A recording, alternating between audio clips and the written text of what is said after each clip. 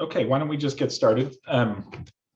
So, hi, folks. I'm Zach Samlin from the English department, and I'm going to be hopefully going to be moderating the discussion today and introducing our speakers, Jennifer Doyle and Nick Mitchell. I'd like to welcome all of you and thank you for coming to the second of two events about academic labor that my colleague Lauren Berlant and I have organized in a kind of critical university studies mini-series, which has been facilitated here at the University of Chicago by 3CT, the Center for Race, Culture, and Politics, and the Center for the Study of Gender and Sexuality. And once again, I'd really like to thank the indefatigable efforts of Anna Searle-Jones and the staff at 3CT for making these events possible, and to thank all of you again for joining us today.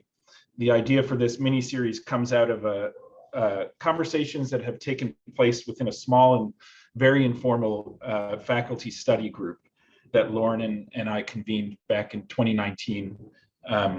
Since then, our group's been meeting regularly to reach scholarship in and around the field of critical university studies, very broadly construed, I would say, as broadly construed as humanly possible. I was also just really want to thank Lauren, who's here today, for being the real motivating force behind the study group, as well as today's and last week's events. So I just wanted to give a little recap for those of you, I know many of you were here last week, and but many of you weren't. I thought I'd give a little recap of the event before introducing our speakers. Heather Steffen and Candice Chu joined us for discussion of the different ways that we might rethink and reconceive academic work, and really more specifically, academic teaching, so that our labor might become more resistant to the university's dominant ideological protocols. Despite Steffen's and Chu's different idioms and approaches, both of them really brought out the urgency of continuing to think about institutions as the scene of ideological incorporation. So one takeaway for me, at least, was to suggest the extent to which one of the central functions of the academic institution is the neutralization and ideological incorporation of new and potentially counter-hegemonic formations of knowledge. So really the institution as the scene where knowledge goes to die, not to be too dark about it, right? So now I would just add to that at an institution such as the University of Chicago, there was something about this already dour formation that felt a little bit rosy, and not to start us off on a real party today. But it's also clear to me here that one of the central functions of this university has just been the production of avowedly and at times gleefully hegemonic knowledge, right? Often without the veneer of ideological mystification. So here the institution really does regularly celebrate itself as a fountain of free market ideology that has been exported around the world, with buildings and even whole departments and schools named after Pinochet's treasurers, right-wing associates of the Koch brothers, the CEOs of for-profit universities. And indeed, right around the time, this was a sort of emblematic experience for me that was part of what brought me and Lauren into dialogue for our study group. Right around the time that I arrived here in 2014, the president of bestowed a prestigious Medal of Honor upon the CEO of DeVry University, who also sits on our board of trustees, for his contributions and service to the field of education, right? So in a kind of perverse way, I've actually come to find the University of Chicago's sort of manifest right-wing ideological orientation almost clarifying. And I think this was really something that I took away from last week's event, or was processing in terms of last week's event, right? In a sense, U of C makes clear to me that at the level of the administration and board of trustees, universities view themselves as first and foremost managing a political economic enterprise, right? Like there's no denying it, right? That's just how they talk about it, as they talk about it at faculty senate meetings and so on. But at the same time, I think that the explicit valorization here of certain forms of education, exploitation, and subject formation also suggests the enduring relevance of the production of ideological knowledge to that enterprise, right? Like they're not willing to give up on the school, right? They just want the school to do a particular thing, right? And to me, that also leaves hanging the idea that teaching and research and learning remain central terrains of political struggle. So that was last week's event, or my kind of digestion of it. Today's speakers, Lauren and I invited them for different reasons, and we'll hopefully have a conversation that takes things up from a different angle. One in which questions about the production of knowledge and ideology are sort of decentered, and in which universities' entanglement with various scenes of security come to the fore, from campus police and sexual harassment to forms of life that haven't yet entered the jurisprudential imaginary. Now you might tell that I'm quoting Lauren's writing here, but Mitchell's and Doyle's previous abolitionist work on the securitization and exploitation of higher ed is well known to many. Today, I'm hoping they'll reflect on the work it takes to keep the effects of institutional betrayal from preventing us from taking on the work of effecting change, and offering some notes on the use of cynicism as a grooming tactic. So I was trying to not be too cynical because I knew that we were going to be, maybe pushing back against it. So I'll just introduce them right now, and then we're hoping to have a pretty open conversation between them and to take things in from the audience as well. Jennifer Doyle is the author of Campus Sex, Campus Security from Semiotext in 2015, Hold It Against Me, Difficulty and Emotion in Contemporary Art from 2013, and Sex Objects, Art and the Dialectics of Desire from 2006. She's published a number of articles about sexual harassment in Title IX administration, including an analysis of a 2014 Michigan State University report, which cleared Larry Nassar. And Nick Mitchell is Associate Professor in the Department of Feminist Studies and core faculty in the program in Critical Race and Ethnic Studies at UC Santa Cruz. As a researcher, Mitchell is primarily engaged with higher education in the US as a problem for historical and theoretical inquiry, calling into question the presumption that knowledge production is the defining feature of the university. Mitchell's work aims to rethink the context, contents, and political economic foundations of higher ed from the 19th century to the present. As a writer, Mitchell aims to make better sense of university life worlds by developing scales, vocabularies, and categories to reframe and rethink its rhythms and textures.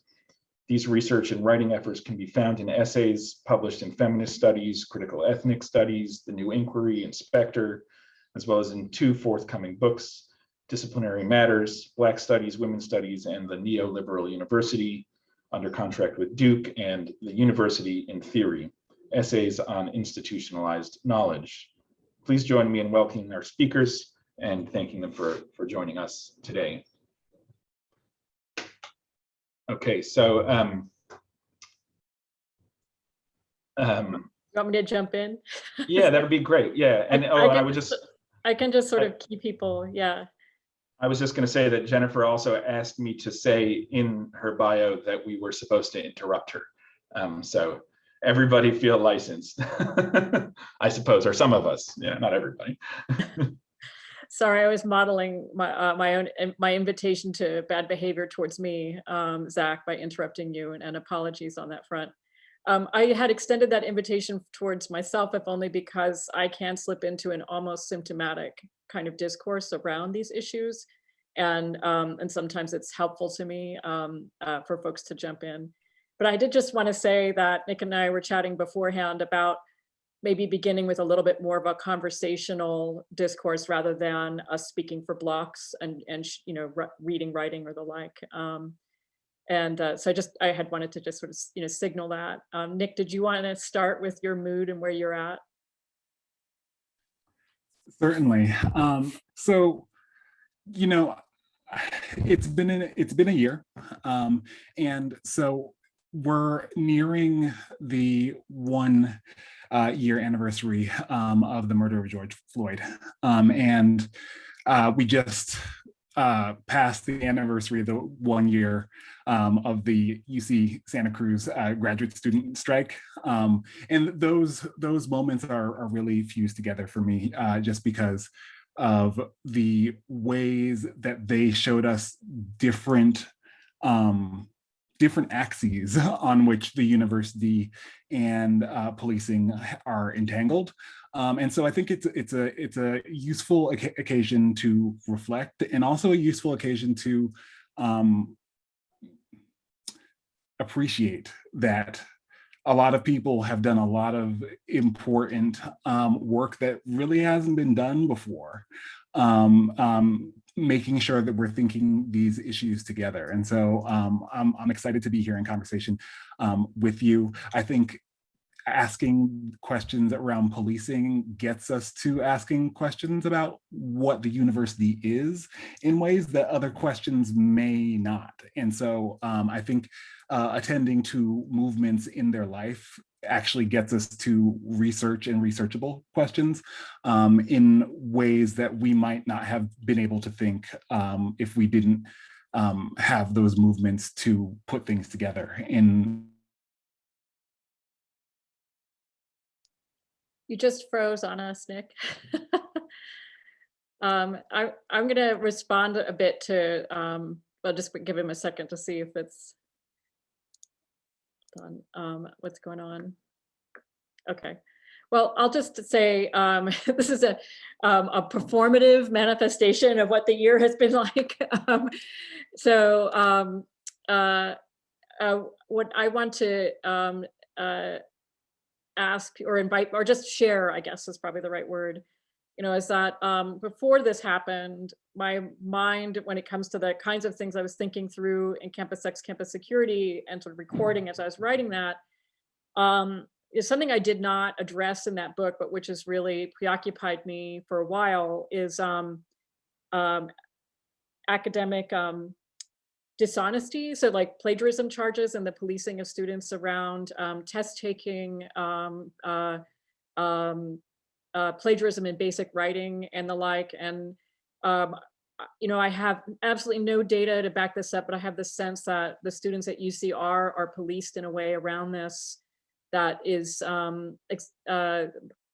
much more pervasive. It's a more pervasive aspect of their pedagogical experience than it is for students at more elite institutions, so-called elite institutions. Places like Princeton and MIT, for example, last I looked, actually don't use plagiarism detection platform software under the ideas that they have honor codes, and that when students enroll, they commit to this honor code, and that should be enough. And most of our universities are actually contracted with these for-profit institutions. The value of which those for-profit corporations, the value of which are entirely determined by the size of the database of student work that our students are giving to them. And so I've been somewhat like, I've been preoccupied by this and not written about it as a teacher for maybe 8 years, since I talked to some queer students about like ways in which we might support them as students. And they said basic writing classes that are not taught by homophobic and transphobic instructors.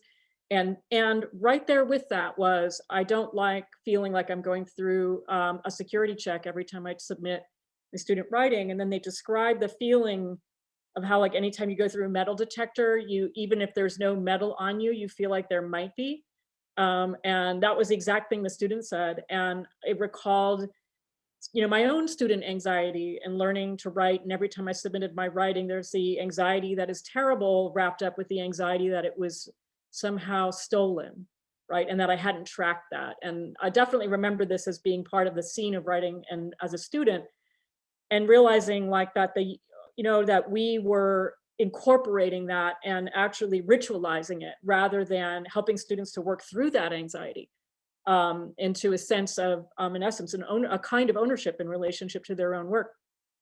And that's involved a complete unraveling of my sense of what the work of teaching is, right? This is how I came to be an advocate for what's called ungrading. I'm not even sure I can say I'm a fan of labor-based grading, right? It's really like if you can figure out how to ungrade your pedagogy, right? Detach your pedagogy from the issuing of grades, you're going to get into a radically different place where you're not even questioning you're not really in a struggle relationship with the idea of a grade anymore, because it's actually been kind of washed out of the whole pedagogical scene. And so it's taken me years to get to a place where I'm starting to feel like I have enough familiarity with it to talk about that work, because, and then I want to say there are people on this call who have more experience with this. I've been finding that my graduate students have more experience with ungrading and labor-based models and radical pedagogy on this front, much more experience than do most of the tenured faculty, at least of my generation. And that I've gotten into this too, because I think with the stuff that I've been, working on as a scholar with regards to harassment, the scale of it is so huge. You kind of really quickly end up thinking with the largest structures of the institution, and they're so overwhelming. And it is often the case that a certain kind of cynicism feels like the most appropriate posture to adopt in relationship to them. And then there's nothing you can do, right? Which is a super toxic position to occupy and enforce on others. But the lure of that has me thinking about like, well, where are the places where I feel like I can do something now, and I don't have to tell anyone. I don't have to clear this with anyone, right? Easy for, I know graduate students are not always in a position where they feel they can do that in relationship to their own teaching. But it has made me think more about the work of confronting what a colleague reminded me is called Deleuze and Guattari call microfascisms, right? To think about the microfascist impulses that we live with as teachers in particular, right? And certainly once you're at faculty, or I would say even say, for example, in leadership positions within a union, once you become familiarized, or once you become like the familiar of policy, right, and enforcement, right, then you start to let microfascist in you, like that, or rather the temptation of microfascisms kind of like pull at you. So the movement to online instruction, the pandemic, the movement into what a colleague of mine in a different world, in the arts world, described as survival mode, as she was describing her own experiences as a person living in LA, but from Iran. And as if you remember, the COVID pandemic was they had a horrible time in the first few months of that. So, we were just just teaching while we're all in survival mode means that teaching becomes about supporting your students' survival. And sometimes that means giving them permission to not be in class. It may give them permission to not do the work in your class. And then like, what does that mean for me as a teacher?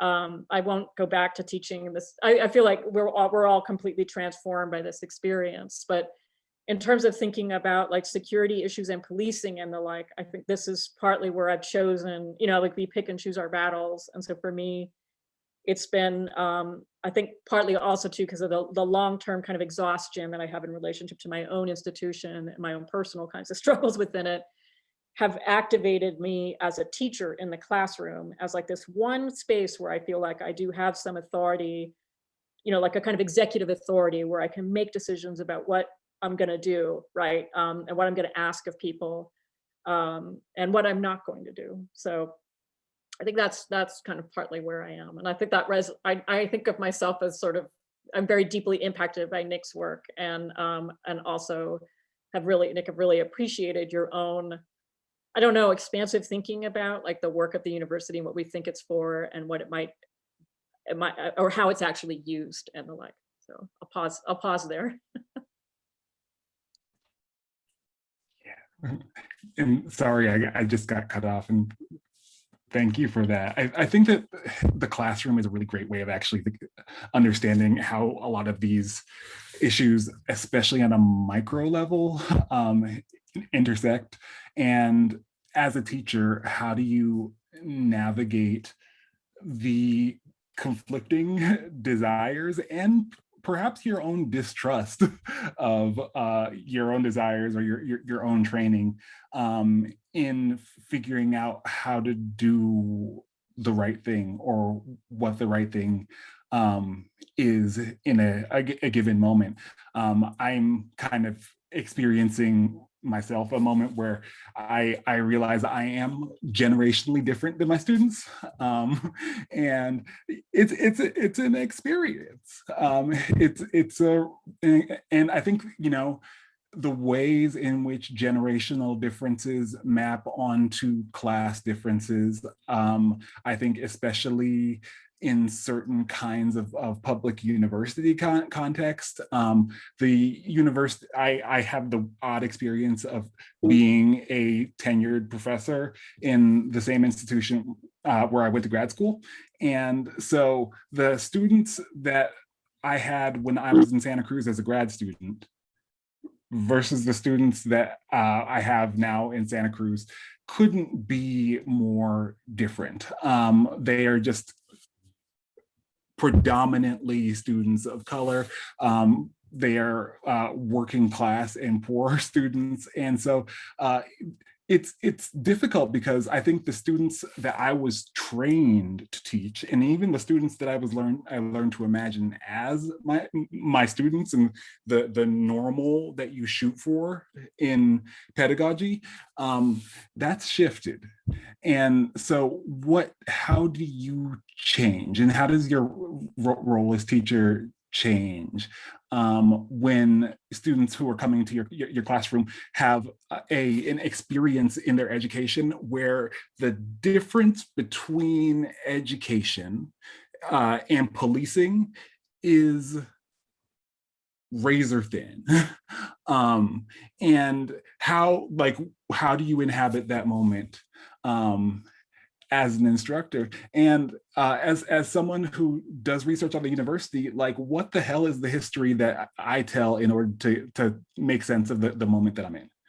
I don't always know, but I think that this is one of the reasons why I keep on going back to that post 1865 moment as incredibly important, and one that we don't quite know how to tell yet, because of all the different sets of questions that it raises. And when universities are dealing with entirely different student populations, entirely different socioeconomic classes, and what the function of higher education is at that moment, as well as what's at stake. And I think that it becomes harder when you're unsure about what you're doing in the classroom to actually get a sense of, okay, like, what is the stakes of even making these choices in the first place, politically? What's the stakes of trying to make the experience of education different than the experience of policing?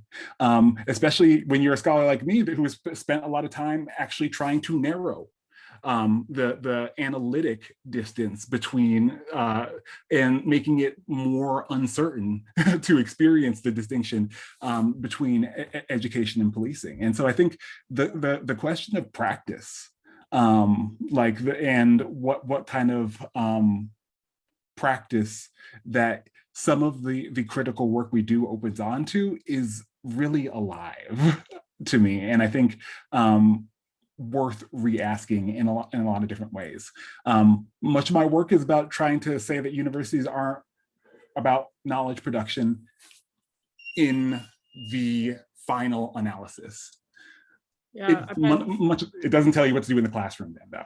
Yeah, I mean, so to go back to where we began, with the opening remarks too, one of the things, I think, Nick, we've kind of connected over this a couple times more, like kind of informally, but there's a couple things I wanted to bring up. One is, it was only after I wrote Campus X, Campus Security that I started to really reflect on how the material conditions of teaching at a public university, absolutely, that's the condition of possibility for that text. And I think the text would have a really different tone if the experiences that motivated that text were unfolding in a career that was itself held by an elite private university, like the University of Chicago, right? So, right? And so, and I think there's kind of the way that those structures feel for intellectuals and academics who are thinking about the university or the administration or the ideological work of the institution, right? And ideological incorporation.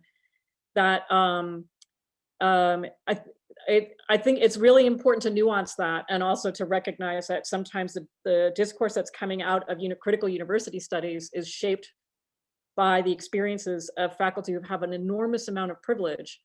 And which isn't to say that they don't also have experience enormous amounts of political violence too, right? But that the particular shape of that violence, the particular shape of that outrage may not translate at all into other contexts, And one of my favorite anecdotes about this was a colleague who was teaching at a small elite liberal arts college in the Northeast at an MLA, hotel bar back in the day.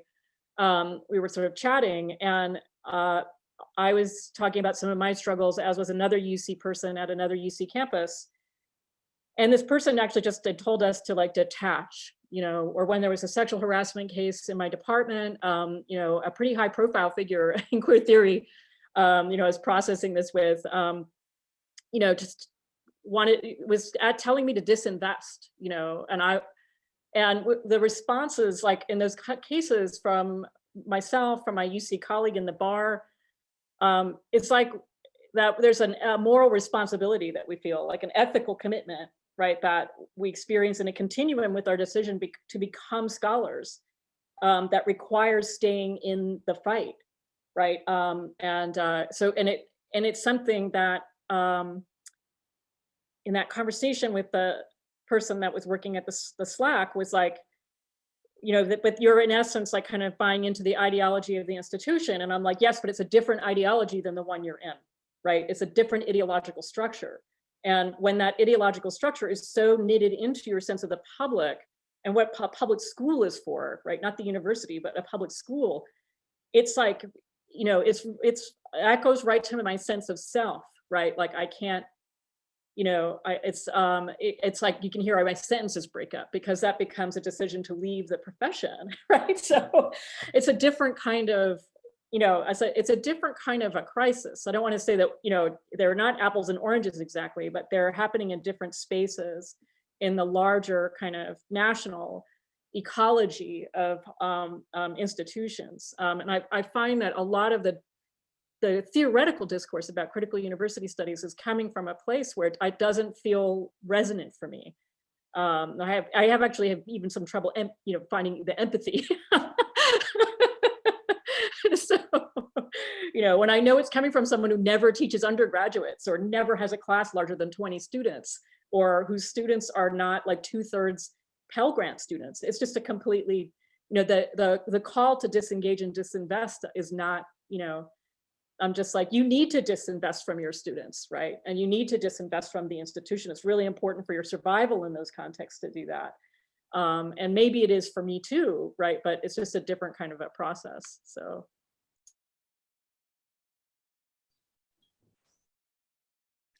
And even from different levels of the institution. So one of my closest friends works at San Francisco City College. And at the community college level, even the just basic forms of autonomy that I take for granted are not available.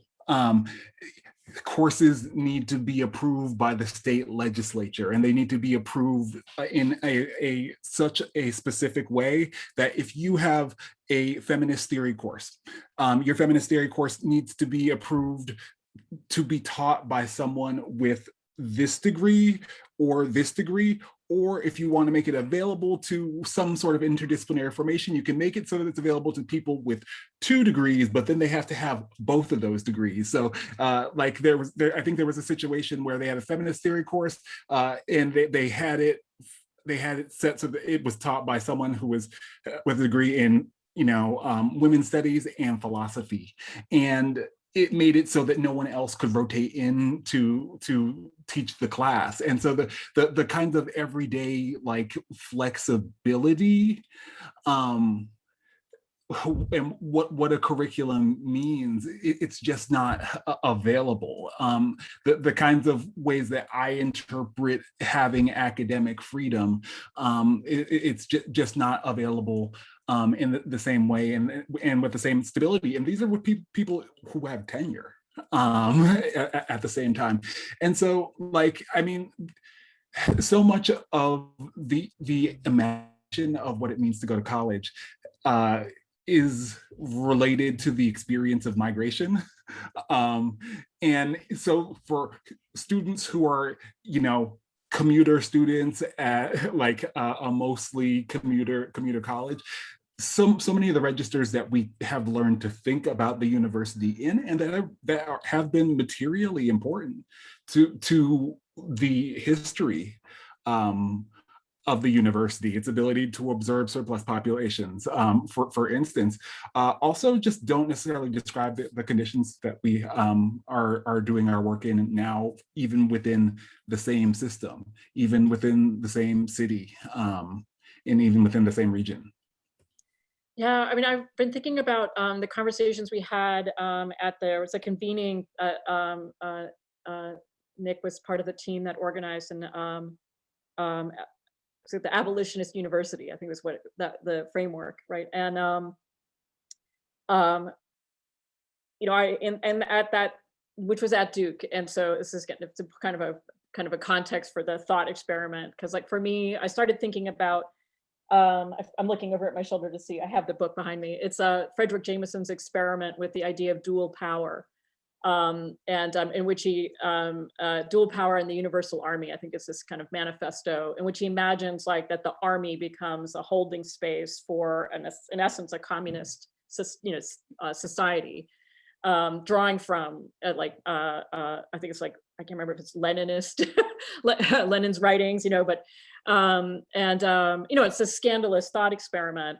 But having been a student at Duke and a student of Fred's, I found myself thinking as I was like watching, a YouTube lecture of him giving this talk, I was like, I think he means the university, right? I think this is like kind of talking out his own dreams on some level and an abstract level about what it means to have a department, or like, so it was a purely psychological, like the reflex of a person who was a product of the department there. But it did have me like start to entertain the idea, right, that, and I certainly felt that this year, right, is that, like my work as a teacher was part of a kind of mutual aid network, right? That was like, I was, kind of meeting my colleagues in a space where we're supporting our students as people, right? Perhaps even like this is more intense in terms of graduate pedagogy, insofar as is like that goal here is to get to the other side of this pandemic alive, right? And there's only so much as teachers that we can do towards that, but we're certainly, I know I found myself having the kinds of conversations with students about their health that I would not, I've never even entertained as something that would feel organic to the work of teaching. But it's like, while we're here, like, let's talk about like how people in your family are doing and the like. And that, like, the school, like the school is this apparatus that handles us for such a huge part of our young lives, right? And then those of us who work in it, it continues to handle our lives in this way.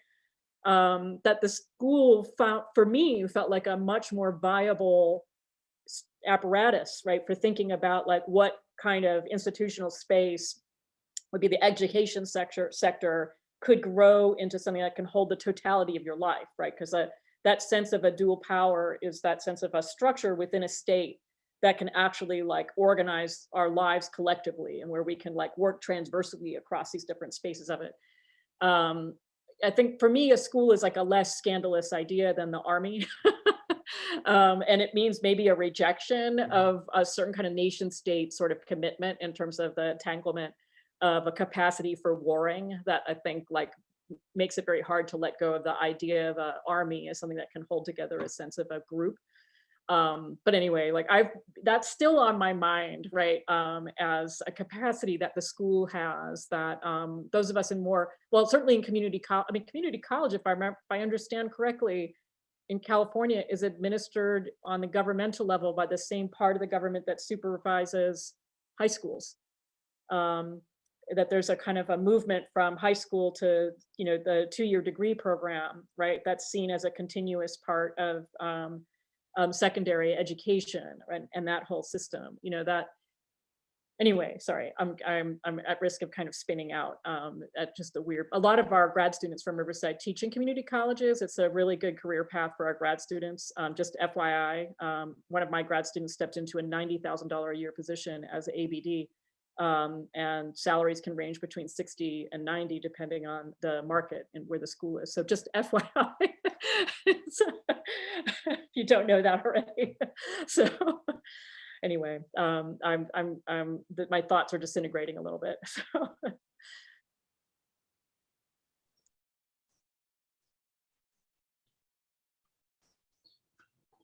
Nick, do you want to keep having a back and forth, or we can also open it up now? I mean, we've been going for, about 40 minutes. Kind of happy to do whatever feels good. I'm happy to open it up. Yeah, like lot of different ways this conversation could go, but yeah, like I'd love to hear where people's heads have been at.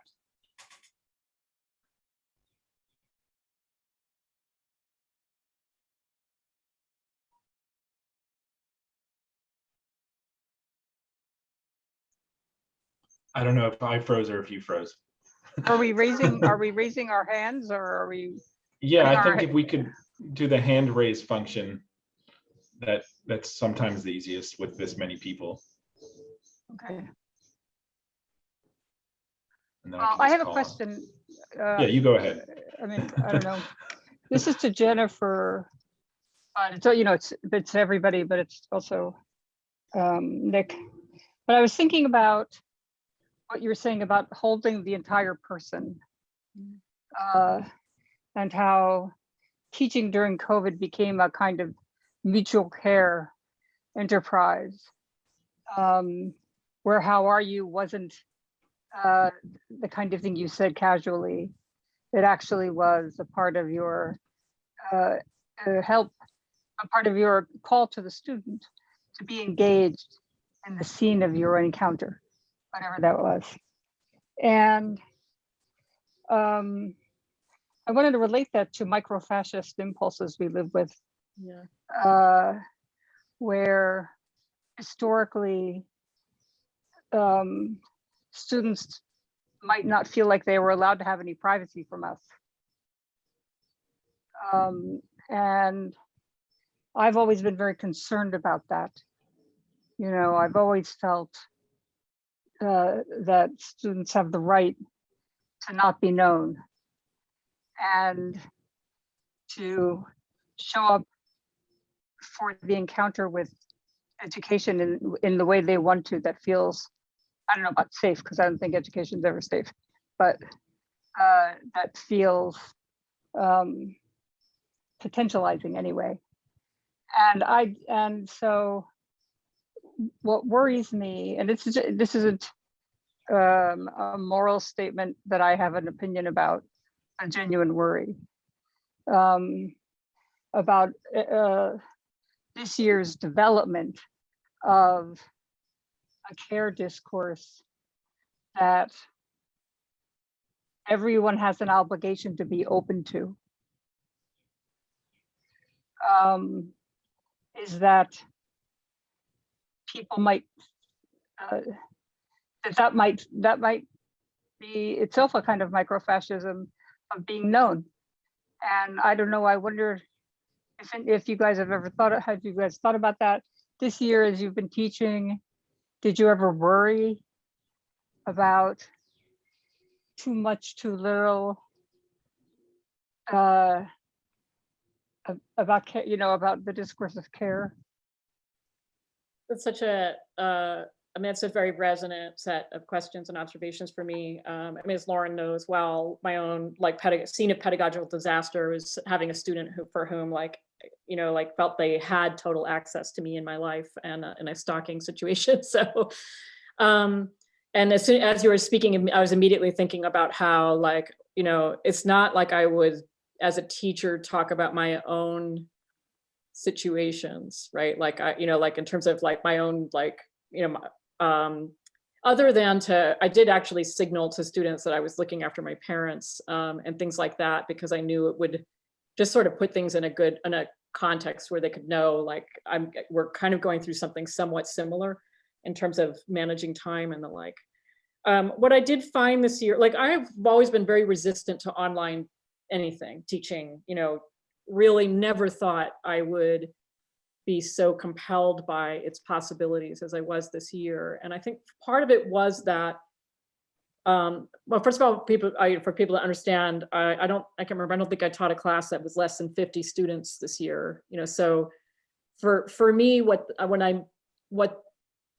happened this year is that students who are normally quiet in the classroom and whom I don't get to know very well were interacting with me more in one-on-one kinds of sessions where we'd be talking about their writing, and where the question, and this has to go to ungrading for me, right? Because with ungrading, it's sort of more like, here's what your work looks like to me. Here's where it could go.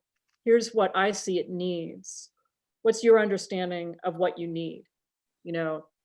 Like that the conversations around the work really make space for me to describe what I see, for them to describe what they need, and then for us to negotiate together in terms of what I'm able to offer them. I would be crushed if I had that level of interaction with all the students I was teaching at any given time, right? Because my classes are too big. It's literally just not possible. Although the ungrading, I've turned to ungrading because with grading, I felt like I was failing all of my students as a teacher. Whereas with ungrading, I feel like I'm giving them all something helpful, and I'm giving some of them a lot more than they would ever get from me otherwise. And those students fall all over the spectrum. It's not, the best students are getting way more out of it because they don't know what the ceiling is, right? And so, and there is no ceiling in terms of what they can achieve in the class. And then the worst students are getting a different kind of pedagogy because it's not about getting them to pass the class. It's just about trying to figure out where they are and to teach them. And so I wouldn't say that requires personal disclosure unless that's something the student feels that they are comfortable with in terms of that would be helpful in their interaction with me. So I will say, like, mutual aid is probably not the right term exactly. Although when I think about like my experiences with mutual aid more locally, it has been more around like, what do we need and how do we work together to meet those needs? And there is actually, like, in a crisis, in a sense, that kind of the production of a personal narrative. There's hardly room for it in a sense when you're in a kind of a survival mode. So it's a really good question, and something to think about. And yes, the microfascists I find that's like a really, this partly came up this came up in a direct messaging thing in response to a department meeting. So as a colleague was, here's where I find the Deleuzian term microfascism very helpful. I haven't been able to stop thinking about it because I think it is. So anyway, Nick, did you want to, do you have thoughts on this in this vein? Well, teaching wise, like my two undergraduate classes this year were, one was 200 students, the other was 300. So just thinking about how to navigate volume in this context is really tricky. I do this absurd thing during in-person teaching where I have all my students meet with me in small meetings, and even in these big classes. And so I think just those mandated 5-minute meetings, it was an interesting, students showed up in a lot of different ways. And it actually enabled me to show up in a lot of different ways. So, I mean, the most hilarious one was like a student was in the middle of a work shift at a Metro PCS store. And she just had her phone on, had to like stop in the middle of the meeting to talk to a customer and cut. But it was actually, I mean, it's both, I think it is both voyeuristic and intimate. in interesting ways. And I don't know, I don't have a decidable take on how much of what or how much of both. To just get different, be in people's lives in different ways that I would ever encounter them than when we're just meeting in the office. We're meeting in my office, in my space.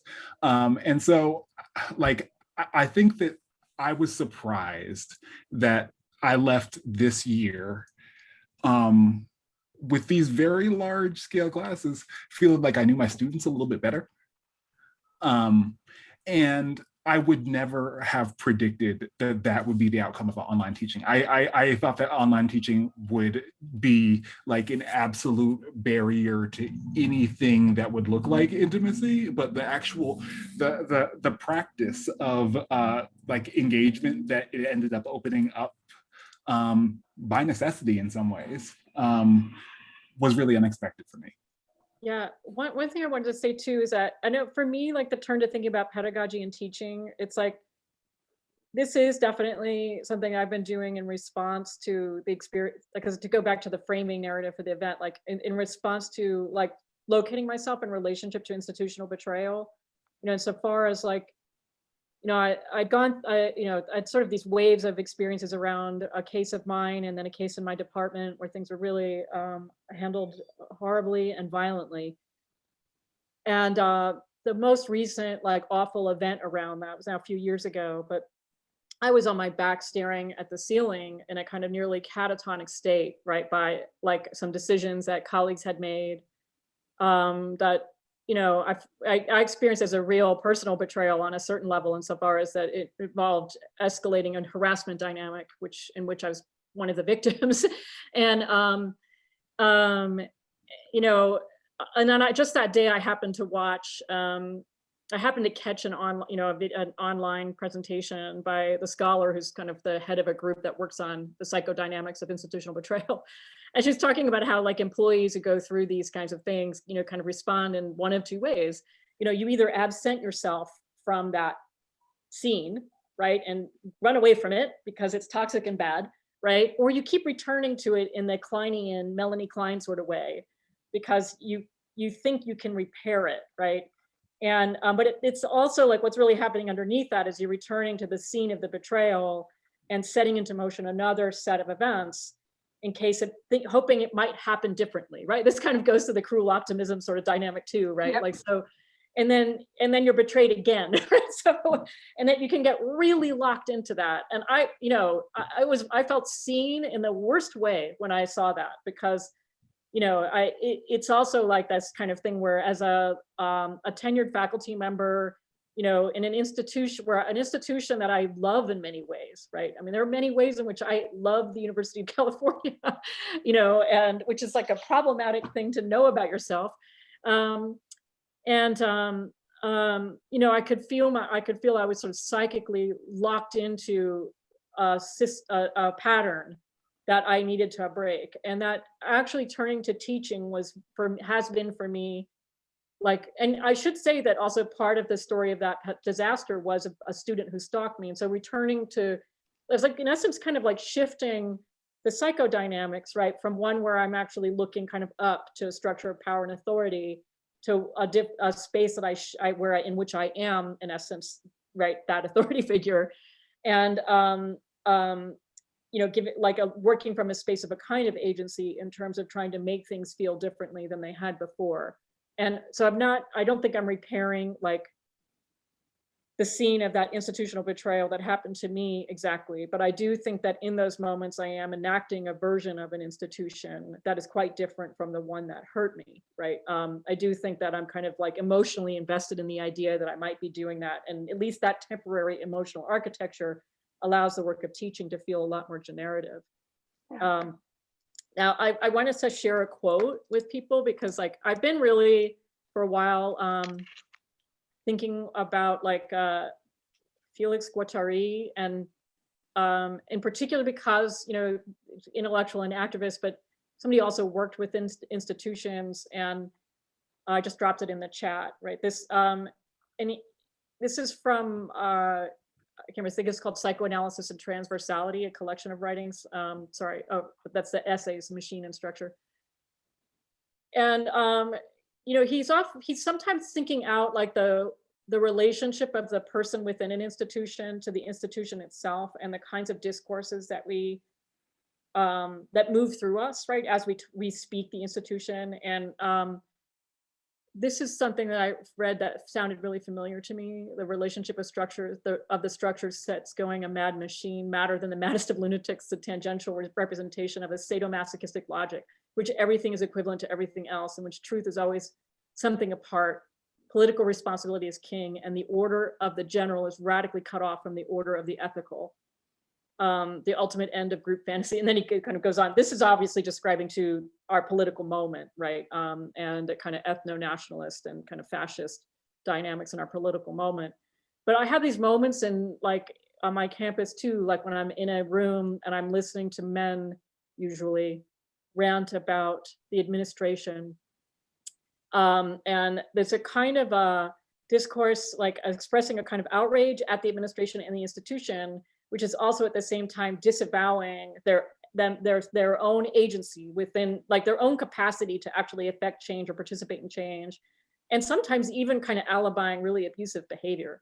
No, I shouldn't say that's not just particular to my institution, but it's a particular way in which, like, the madness of the machine of the institution, right, seems to kind of circulate sometimes through the voices of people who would be adopting what looks like a very kind of critical stance in relationship to it. I mean, there's a kind of terrible example of that from the Chicago Ecology, which is that guy from the law school at Northwestern who has that blog, Brian Leiter, right? Like, I'd say, like, that's someone who's, you know, an example to me of somebody who speaks like against the institution, the university, the administration, its neoliberalization and the like, and is actually a really toxic, harassing, like troll-like person who seems to me to be actually somehow manages, I don't know how, to run one of the most widely read websites for information about what's going on in the academy. So I find myself kind of thinking about that, the kind of dizzying, you know, the way in which we can kind of lose our orientation in a sense in relationship to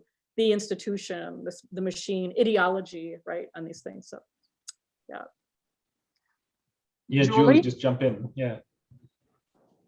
Okay, sorry. Can everyone hear me? I'm like outside. I don't usually, but anyway, this has been such a pleasure.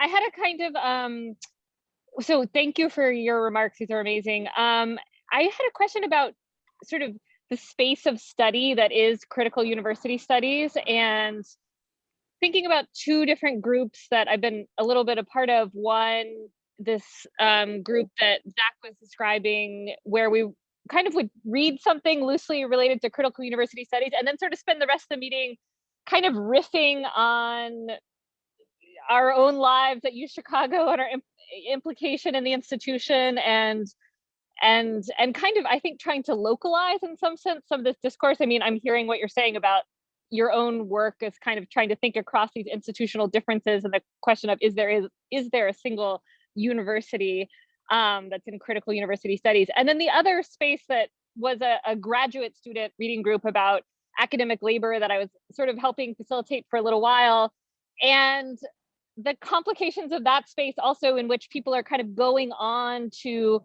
other institutions, or, you know, or possibly, or kind of thinking about the future of being an institution or not. And so I was just wondering if you could just reflect on critical university studies as a sort of riven project, but a project with different kinds of futurities in it. And just if you had a thought about, like, what are the modes in which you imagine people practicing this kind of discourse, or studying or reading, or taking up different kinds of things you write. Would just love to hear any thoughts you have on those kind of pragmatics of that.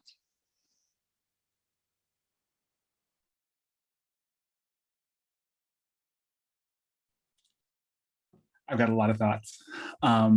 And I've wondered, we weren't talking about critical university studies a decade ago. And so it's weird like it's weird for it to be a thing. I started studying universities because it was the recession, and my department was falling apart, and it felt like my university was falling apart, and I wanted to be able to understand why. And so like I think there was a very small body of literature that helped me get to some of the questions there, whether it was Ronald Judy's work or Mark Bousquet's work, Christopher Newfield's work, a lot of the stuff on Black Studies in the 60s. I was really happy to get into Noliwe Rooks's book, White Money, Black Power. So a lot of those things were just helping me ask questions about the university. And then I think with Jeff Williams's piece in the Chronicle, like it actually named something and called it into being in such a way that we could kind of refer to it as a thing. So it's interesting now, because now we have grad students who are going into grad school with the understanding that they're working on critical university studies. And I also think that at the same time, grad students, there's a lot of grad students who are not in critical university studies, but want something in there because it allows them, it gives them a way of describing the conditions that they are negotiating and living in. And the world that they've kind of put themselves on the career track to, enter into in various ways. And so I think that one of the questions is just what the institutional forms end up looking like, and where people can end up going with the work, given the overall landscape of how academia looks right now. It's not like the University of Minnesota had a job in critical universities or in universities in power this year, and that's the first one I've ever seen. Like folks from the field are not really going to get placed excitedly in education departments. And, a lot of the folks are working in areas of history where the archives, university archives are constitutively compromised because the institution is one that wants to know and doesn't want to be known. And so figuring out how to study the university is one that is actually, it's so methodologically problematic that having the theoretical tools to make sense of the problem is not going to put you in a place where you're going to be that legible to history as a field. And so where I see a lot of the work coming from and finding a home in is like a lot of the existing interdisciplinary formations. I think the question is, how does it, like, to what extent does it fit, and to what extent does it end up being, I think it will end up being reproducible, but like, is it just going to be by a couple of people who have tenure and are like secure institutionally? And so I think that one of the reasons, and I think Abby Boggs, Eli Meyerhoff, Zach Schwartz-Weinstein, and I wrote the Abolitionist University Studies piece. I really want to emphasize, like, please read the second half of the piece, because the second half is about how we want to put pressure on the idea of critique, because we think that critique is a form of organizing, but there are other forms of organizing that we can actually harness and utilize. And so I think my question is, like, what's the test for critical university studies? The test for me is not in its criticality. The test is what forms of practice that it can enliven, and how those can live. And I think that shifting the register so that we're not so that we can measure success differently, opens up potential different ways of actually organizing within the shitstorm of a university that we are operating in. Jennifer, did you want to weigh in on that, or? I'm eager to hear more questions. Sure. I mean, I just was thinking, Nick, as you were speaking just now, just the question of like, how do you do the history of an institution, right? When, as I think Jennifer, your comments have been really bringing out, like so much of what constitutes the social reproduction of that institution is this sort of various forms of transferential relationships, right? So it's like, where's the archive of that, right? And in a certain sense, I mean, it's there for sure. Like, I mean, it seems almost like a literary archive in one way, but I think that's just such a interesting question about how you bring that archival question into proximity to the sorts of analysis that Jennifer, that you've been sort of introducing, with the psychoanalytic register. But let me just I just want to say that and then get out of the way. No, go ahead. I'll just say really quickly, Curtis Meres has an incredible chapter in his most recent book on Tomas Rivera, who is a chancellor at UC Riverside, and the really intense history with regards to the formation or the attempt at forming Africana studies and Latino studies departments or programs at Riverside, which were actually programs that were existent and then dismantled. And dismantled in the most overtly white supremacist, awful ways. And Thomas Rivera died an early death. His archives are at Riverside and are quite extensive. But I'm not even sure he's presented the work at Riverside. It's like such families, Wow. like family history in a way for us that it's actually quite hard to even hold that history, even though that history is I'll say it's hard to hold that history because its effects are so powerful and so overwhelming, right, that it's really quite difficult to work it through.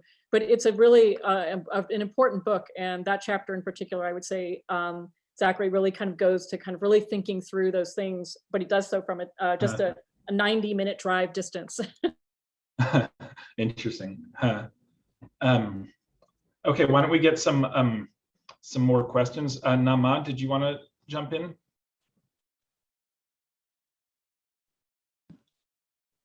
Sorry, all the buttons. Thank you so much for this wonderful conversation. And in some sense, this is a question from like 7 minutes ago, and in some sense, it's been answered. But I was just sort of thinking, Nick, about the kind of the bookends that you started out early on. You were saying kind of how hard it is to figure out what the right thing to do is right now. And then now in your kind of last comment, you kind of the energy that you brought to saying, well, there are forms of organizing and there are things that you can do. And I feel, to me, that that spectrum resonates a lot right now.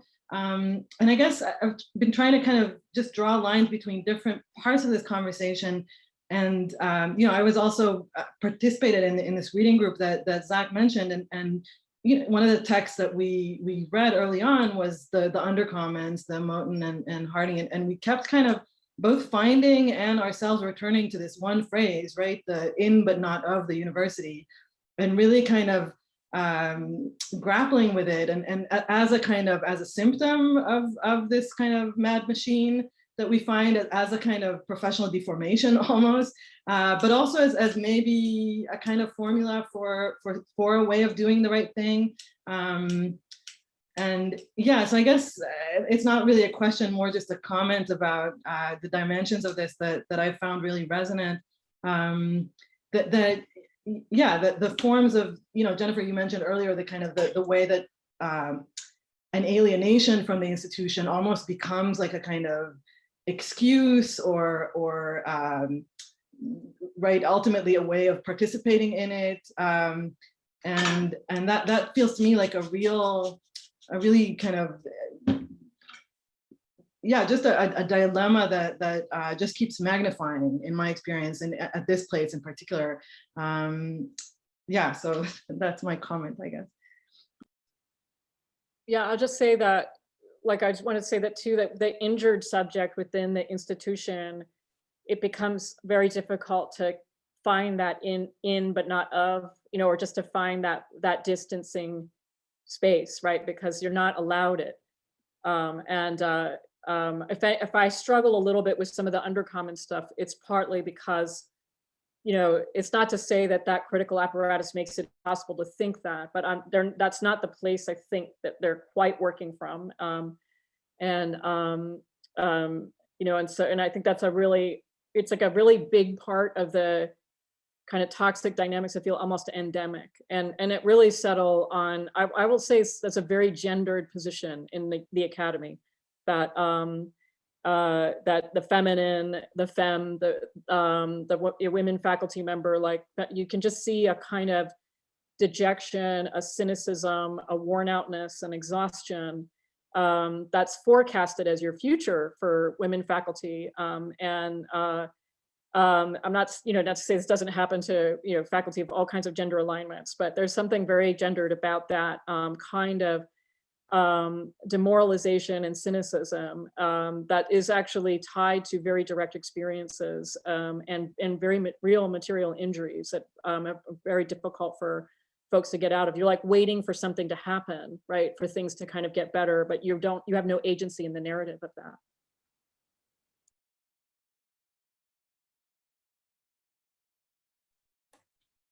I also, you know, we've written about the in but not of problematic, and I think it's both. I don't know what to say about it. Partly, it's I wonder what's the risk of being in it and of it. That's implied there, and like, I don't know, like, I don't want to be aligned with the worst parts of the institution. So like, if I can disidentify my way out of it, that's great. I just like, I think I want a different way of measuring what it means to fight. And if that means risking being of it, then I think that's kind of okay. But I do think, like, in it but not of it has also given me, like, you know, the party game of trying to, like, you know, how do you, if in it but not of it is Harney and Moten, like, how would you map the relations of other people in the field? And so I wrote about Robin Wiegman in chat. You know, Robin's work is kind of just it was the work that animated me thinking, like, actually you can write about stuff in the university and have it be awesome. And so I kept on trying to, like, you know, live up to I think the experience that I had when I was first reading Robin's writing on women's studies. But like, I thought of her book Object Lessons like totally in it, of it, and absolutely over it at the same time. So, but you can think about Newfield. There's a lot of ways of thinking through those prepositions as well. I think, thanks so much for that. In it, I love it. In it, of it, and over it. I mean, I think that's really been it's been something that, like Nama said, that we've grappled with. And for me, it was, I would just add, like, hard to keep the kind of politics of identification, hard to see sometimes the utility of identification as the kind of vector for politics in the institution. And at the same time, I would just say, like, you know, we're 2 years right now out from our Graduate Students United strike. And I was on the faculty senate at the time, and I felt just like really sort of shaken up in one meeting where I realized how much faculty at this institution were against unionization of graduate students because they didn't want to understand what we do as work, right? And so it seemed to me like there was some, like, really complicated form of disidentification going on from that perspective, where it was like kind of like of it but not in it, or something, right? Where it's like, we're in the institution, we have this pastoral relationship towards our graduate students and our undergrads, and we are, you know, therefore, like, we're not working, so you can't be, so you can't unionize, right? And there was just a really complicated way where, I don't know, there was something where I never felt like I was able to hold that sort of disavowal apart from the aspiration of being in but not of, right? So it seems to me like there was like some really complicated way in which identification was maybe not doing some of the political work that we would hope it could do, or that that it seemed to promise.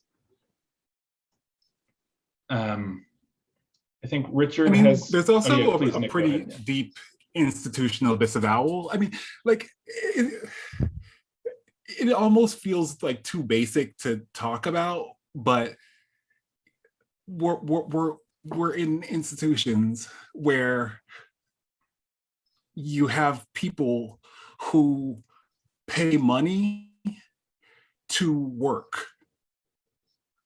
And so I think that just by definition, the idea of tuition is going to produce a really messy relationship to work, where because study ends up being a form of work which is severed from the wage, which is is turned into identity and other forms of imagined to be non-economic value. And so the knowledge form does so much of the work of disavowal itself. It seems that we don't necessarily have the right history, the right theory to make sense of the building blocks of the categories that we use in their relationship to work. Because once you call, it's not only that there are professors who don't want to think of what graduate students do as work. There's, if what graduate students do is work, then what undergraduate students do is also work. And the very logic of the institution is upside down. Because the people from whom the lion's share of the work is demanded are paying to do it. And so, yeah, I mean, but there's also something at stake in thinking, what does it mean to think of your undergraduate students as, if not workers, people who are engaged in work? And what do you think, what does it mean to think about students who are people who are positioned by virtue of their relationship to work as people who might be in a position to demand a wage? It would mess with some of the kind of more entrenched institutional logics.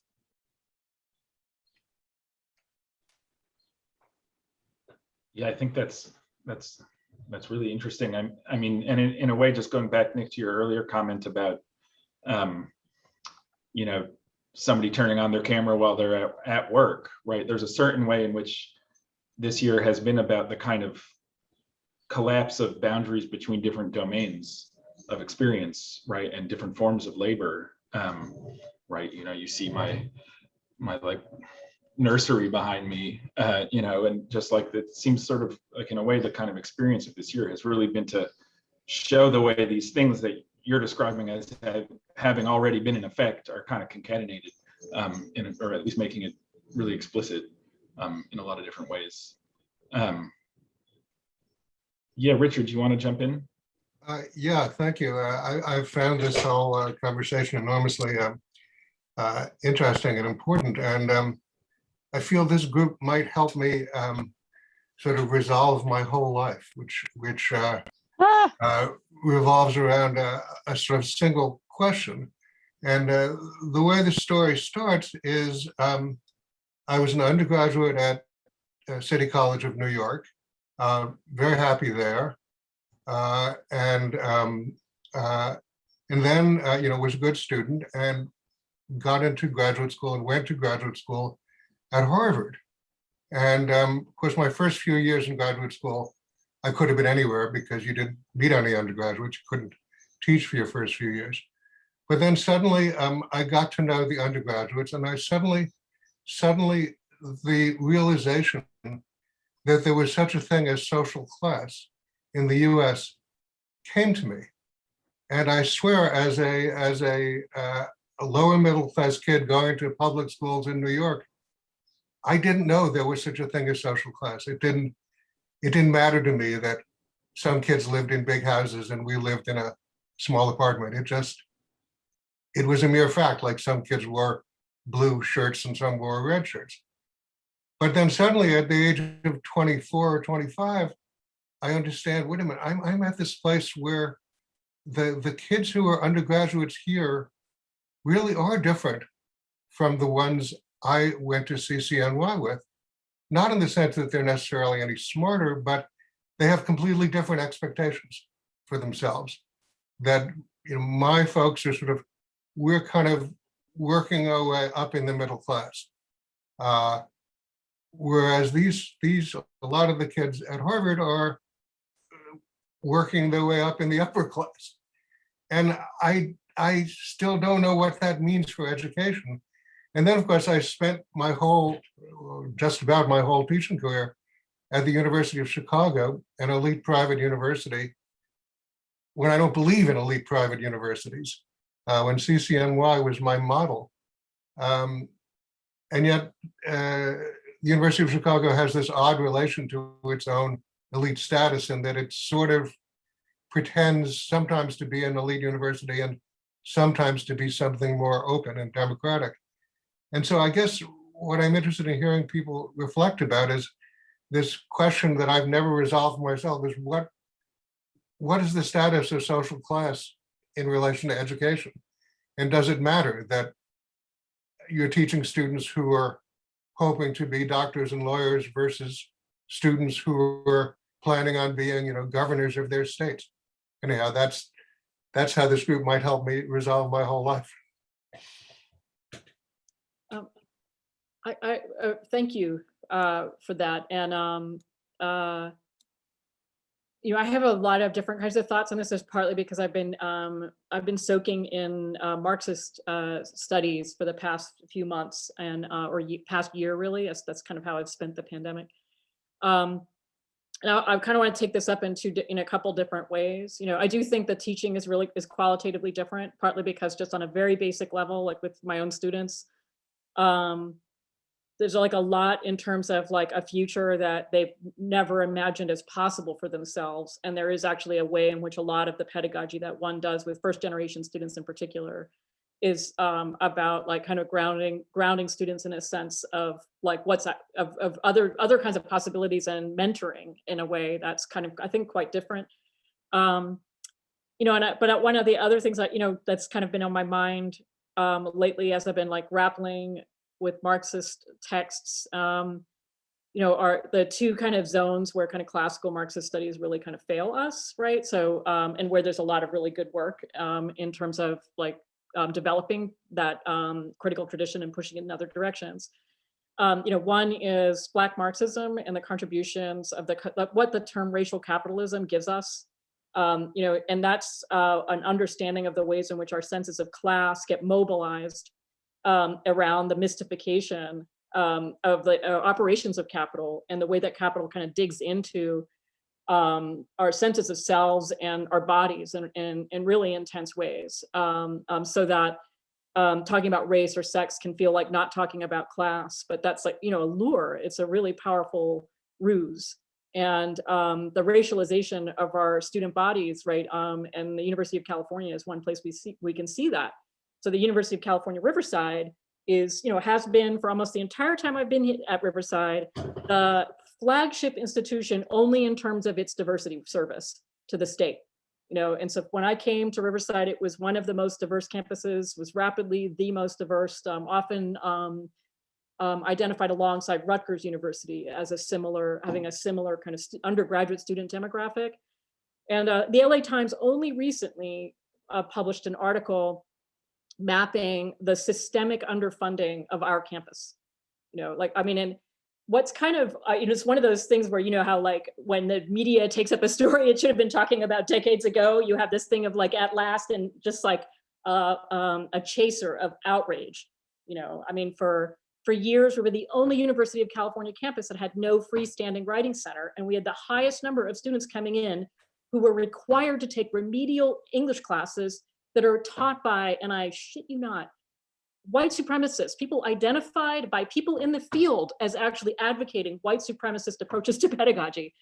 So there is a kind of mission structure to the University of California, Riverside, that a lot of us work inside of, this is that of and, in and of and not quite, it's like, it's so overwhelming, right? One sometimes does need to maybe put some distance from it, but not if that distance lets you off the hook of trying to figure out that problem. And so on the one hand, that story is all like at Riverside, we are run by white faculty who see this themselves as doing a kind of mission work with an underserved and under-resourced Black and brown student body. But that can't quite kind of integrate what the reality of that means in terms of pedagogy and also the possibilities of our students. So for example, our development office does not approach our current undergraduate students as future donors of the university. This is so much the case that the University of California, Riverside actually did not allow its students to retain their email address upon graduation. So the development office has not had a database of its alumni. And yet our students actually have a lot of affection for our university. You as a public university graduate know, right, that public school kids really believe in it. It's like, we really drink the Kool-Aid. And it's like when the university knows how to ask us for our money, we'll give you our last dollar in the same way we'll buy a friend a drink, right? That people who don't have a lot of money are, to often my experience, actually quite generous. And the university doesn't even know how to ask, right? It's a graduate student body, right, for money, because it has this kind of idea, this racialized and classed idea about who's going to save the institution. Sorry, that's a rant, because I'm still so appalled that they didn't allow a grads that they don't have an email list of former students. But you have to think about how much that class, right, of students would have to be discounted as valuable, right? How much their value would have to be negated for the university to not retain its own institutional memory of them. I was going to say something about Marxist feminism and reproductive labor and all that, but I'm just going to stop because I ranted a little bit there. So. Richard, when did you graduate from City College? 1966. 66. Okay, so when you graduated 4 years before open admissions. Right. So I was about to say, the funding situation in City College, if you graduated a decade after, would have looked completely different just amid the fiscal crisis in New York City. And the City College hasn't seen levels of funding. City College in CUNY in general hasn't seen levels of funding like that since. At the time you graduated, the CUNY system had higher salaries than Harvard. And they maintained some of the highest salaries actually of any university in the country, partly because they wanted to be able to compete with private universities in order to get the best and most distinguished professors. So, I mean, I think that one of the tricky things to be able to tell, yeah, certainly not Zachary, but one of the stories to that is really important to be able to tell is the fact that as universities have become Blacker and browner, they've become more and more defunded. And so the kind of educational mobility, I imagine that you didn't pay tuition. Zero. Yeah, I paid an $8 gym fee that I was outraged by. Right. So the kind of mobility that could kind of make it that would create the very continuity that would give you the experience of graduating from City College and going to Harvard. The basic stuff of that infrastructure is not necessarily there anymore. And so I think that more and more, we just know that now universities accept, and I think this is important, except for students who are in the bottom 15 to 20% socioeconomically, who do actually get meaningful class mobility from universities. For the other 85%, the expected value of a university education is to not, or to have reduced downward class mobility rather than to achieve upward class mobility. And so just thinking about, people go to universities not to lose more than the kind of gravitational effects of our economic arrangements. And so even the experiences that even the infrastructure that can create like working class to, you know, like upper middle class mobility doesn't exist in a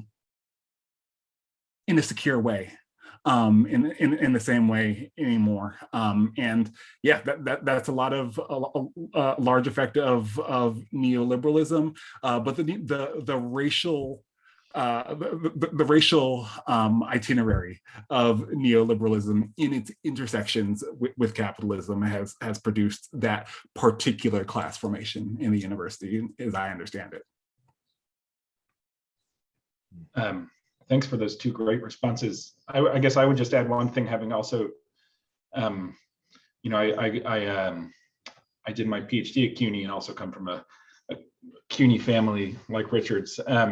But you know, one of the things about arriving here and that opening anecdote that I mentioned about this moment when the president of the University of Chicago gave a medal to the CEO of DeVry for his contributions to the field of education, and, you know, more or less in exchange for a $35 million you know, donation, and that he got to put his name on something, was that it struck me, you know, I had only really encountered DeVry in two ways, like on the subway in New York, kind of next to the advertisements for the CUNY community colleges, and in sometimes talking to my students at City College, where I taught while I was in graduate school, who would often consider attending for-profit institutions, right? Because they're the sort of target audience of those advertisements, right? And so part of my interactions in that sort of like haphazard advisory role that I found myself in, you know, without an office or anything, was to convince people to stay in CUNY. And so when I arrived at the University of Chicago as a tenure track faculty member, or actually, I mean, I arrived as an adjunct first, but I was, you know, I was struck by the fact that this institution was not just you know, was not just a kind of different track from a public university or a large public urban university, but was actually engaged in producing a form of antagonism that was meant to undermine public education and to you know, to skim, right? I mean, we all know, like, this was an embarrassment from my perspective. Like, DeVry had been shamed by the Obama administration. It was like too neoliberal for the Obama administration, right? So there was a kind of way in which the fact that we were giving a medal to this guy was really, I thought, a kind of embarrassment. And yet here we were at this institution really trying to, again, not just to say we are going to train the bourgeoisie and other people will train the, you know, the proletariat, but rather to say also we want to destroy the things that the working class has, you know, and that there was a real sense of a kind of punching down and using all the resources available to try and dismantle the field of education. And I will say that word education is something that really is often used by administrators at this institution. And when I asked the provost a few years ago why they were deferring or why they were appealing the graduate students' NLRB decision until the Trump administration had appointed the NLRB, he said, well, it's because our conception of what education is aligns with the Republican Party conception of education and not with the Democratic Party conception of it. But there was really this sense that like education was the, like, you know, there really is a kind of a stake in that game. Did somebody, sorry, somebody I think wanted to put a question in the chat? Rainier? Hi. Well, if you put it in the, No. Hi. Oh, do you want to just, yeah, you can just talk. Yeah, this would be better.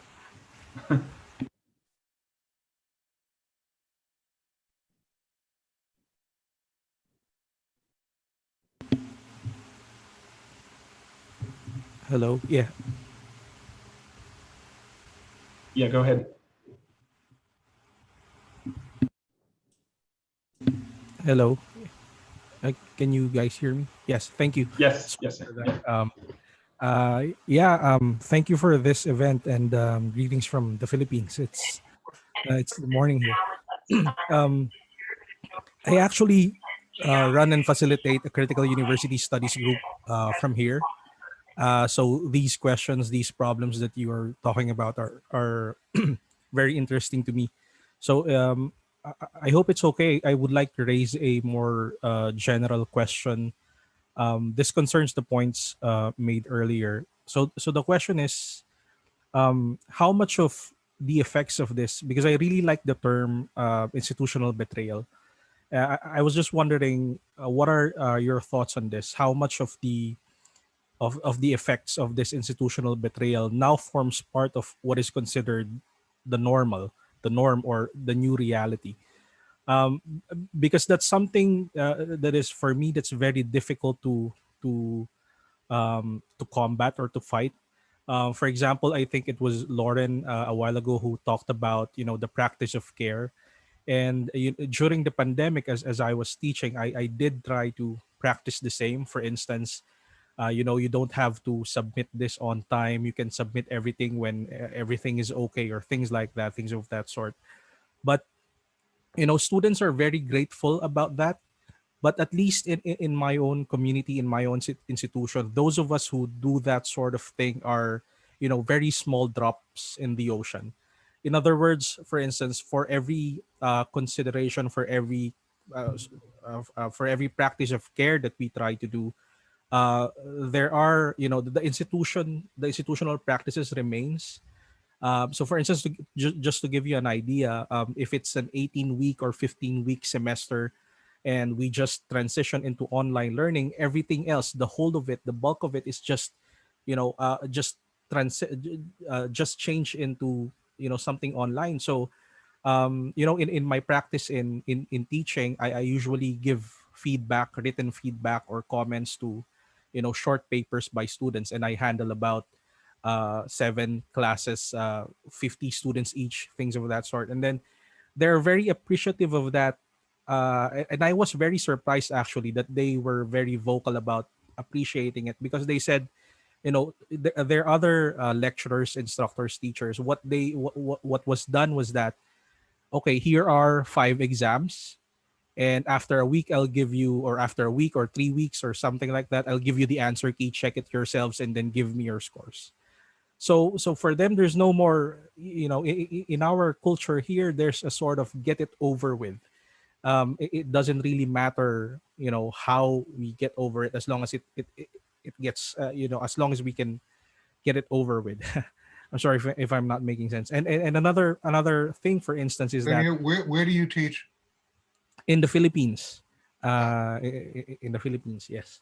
And another practice is that, of course, during the time of pandemic, again, we expect this kind of practice of care. But for us, it's very different. In the time of pandemic, it's not how are you, it's, hey, were you able to finish working on that manuscript? Hey, how about we do 5 conferences for the next 3 months, everything online? So, I mean, the ethos, the culture of hyper productivity, it persisted. It simply was transposed into an online virtual platform. So, again, going back to the question that I raised, I was wondering, because I love the point that Nick made earlier. Maybe we have to risk what it means to be fighting it. So, for instance, just to, I mean, in my own reading, and in the discussion group that I'm facilitating, we decided we wanted to be independent from any university.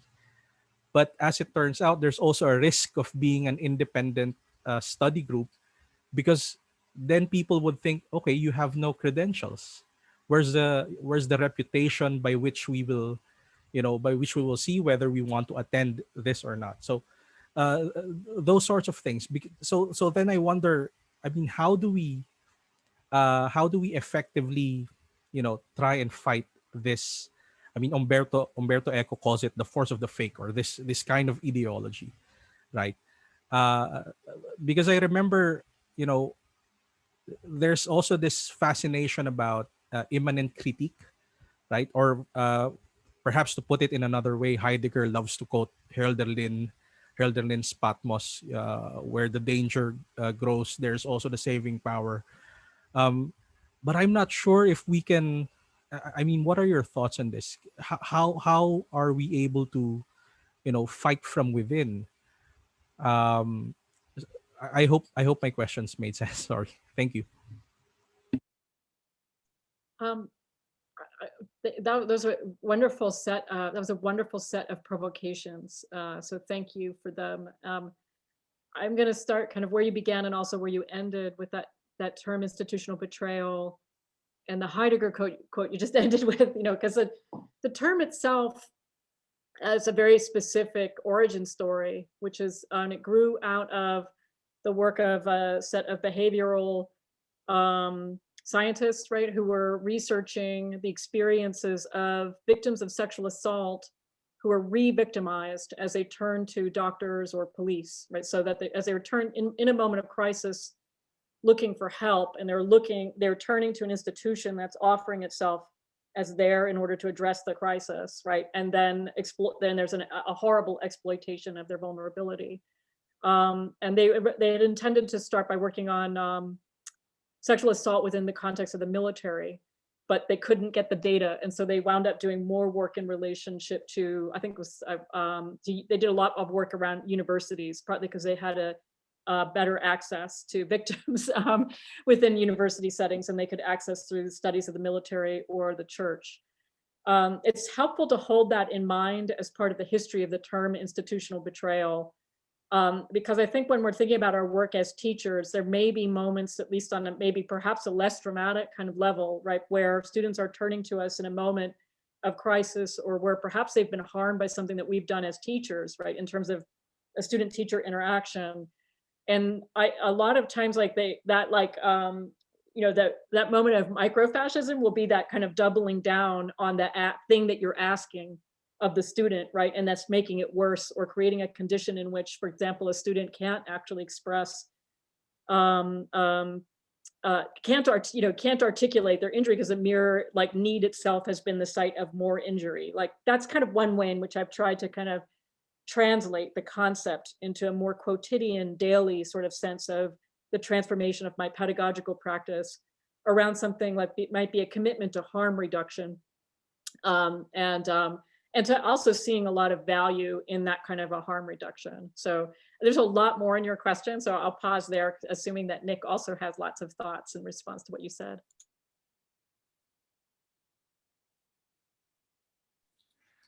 Yeah, I mean, I don't know how to shift norms. I don't know how to shift standards. And like, I know a little bit of how things have happened, but I think they don't always happen as a result of intending subjects trying to get what they intend. So I mean, I think that, but I still think like you fight by organizing, and you fight by getting acquainted with the organizing that's already happening, and kind of thinking about how you fit in relation to it. I think that for me, I also have just tried to think about, okay, I am this professor. How can I actually try and depersonalize myself and think of myself structurally as a node that resources flow through and a set of capacities to do X or Y thing, and try and like remove it from some consequences, just so I can think about, okay, how am I structural? And therefore, what kinds of risk are available for me to inhabit that other people that I am affiliated with can't necessarily. I can make a stink to the administration and not get fired. And that really matters. And so that is a capacity that I can use in a way that adjuncts at my institution can't necessarily. And so like, because I have that set of capacities, I am in structure and can use my position structurally in some way that's useful there. And I also think just like, I'm trying to withdraw from a little bit from the idea of having perfect politics, know the perfect politics in advance, and shift my standards for myself toward thinking of the basic unit of having okay politics in my imagination is showing up. And like, keep continuing to try to show up and using showing up as the standard of having good politics, rather than thinking the right thing, rather than having the most devastating, withering critique, et cetera, et cetera, et cetera. And then how can I make the space inhabitable for other folks, and also livable without making it entirely unlivable for myself. And so, yeah, like I'm just trying to like shift the register on how I know almost, and I always use this kind of metaphor, but like, sometimes some of the critique that I was trained in, its highs were so high, but its lows were so low. And like failure was so terrible, but like, you know, like you could aspire to be this kind of, like I had this imagination of radicality connected to some idea of what it means to succeed. And like now I think I have slightly lower highs, but also higher lows. And that means that I'm maybe not risking as much, and there's maybe not as much to gain, but I do think that I am a better comrade as a result of it, because I'm not avoiding the kinds of failure that I would, because I don't necessarily believe that I'm going to get where I'm going to get, even like in this really lovely and fun fantasy that I have ingested. And so I think just like trying to shift standards, trying to rethink where you are, what you mean structurally, and what you can do practically. Just to quickly add a follow up, if I may, would that be fine? This will be the last comment because we're Oh. over by about 15 minutes. I'm But sorry. if you So want to if make there just are a brief others, follow-up. No, if I don't there think are we'll have others any who would other like to- comments. but yeah, if there are others who would like to perhaps ask a question, then I'm happy to waive my turn. Well, I think that we actually need to wrap up, if that's okay with everybody. Yes, thank you. Okay. Well, thanks to Nick and Jennifer so much for showing up here today, and for this incredible conversation. And thanks to everybody else too for showing up. I wish I could say what I said last week, which was that we had another event next week, but we don't. This is 2 of 2, so I thought they were really amazing, and